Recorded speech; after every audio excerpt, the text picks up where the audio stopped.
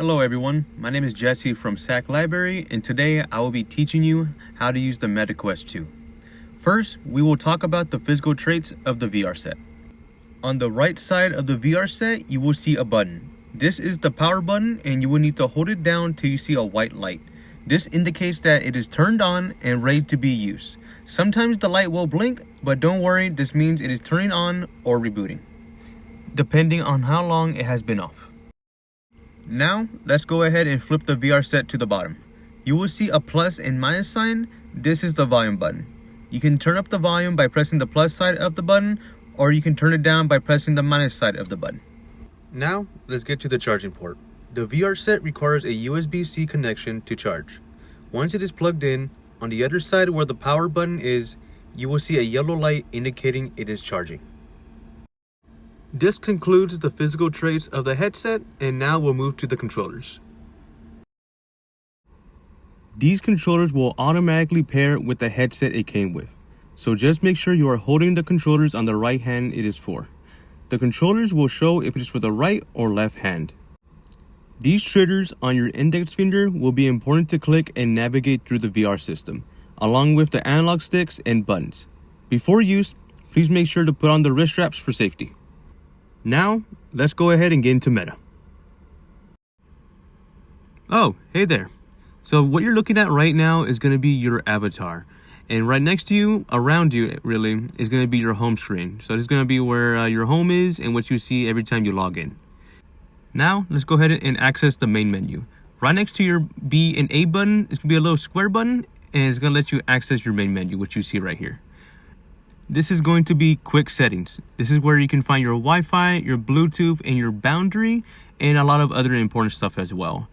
And every time you log into a VR set, you have to do a boundary. So let's go ahead and get started with that.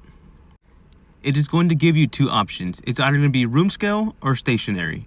Room scale is just for a larger area for rooms, so you get to move around and get to actually do a lot of stuff with it. Stationary is really for people that just want to sit down or just stand in one spot. So let's go ahead and do stationary for now. All you have to do is press confirm, and that'll let it know you will be in that spot. Now let's press room scale. What room scale wants us to do is make a boundary line around ourselves. It'll let you know if the boundary is too small, so just make sure to adjust. Now I want to switch back to stationary just because I'm just standing. So let's go ahead and switch it. Just press confirm, and it's ready to go. Right next to quick settings is going to be notifications.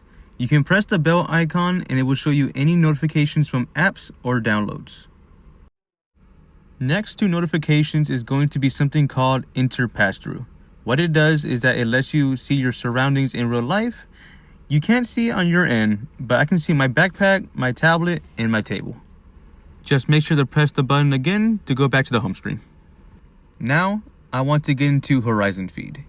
This feature lets you see recommended posts and apps. You can find interesting apps on here to download from the App Store, so it basically is your Facebook homepage. Last thing I want to touch up on is the library. The library is going to be where your apps and features are stored, so if you want to access your games to play, just click on them and it'll launch the game from there.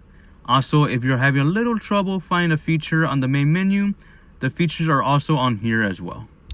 Remember, if you want to access a game or click on something, make sure to press the trigger for your index finger and it'll let you launch the game. So let's go ahead and get into one. So this is what it's going to look like once you actually launch the game. It's going to show a little black screen just showing you who made it and all that. But as soon as that's done, it'll go ahead and actually launch the game. Just follow the instructions you see here and you're ready to go. If you have any questions regarding VR or interested in this technology, please ask a SAC library member for information.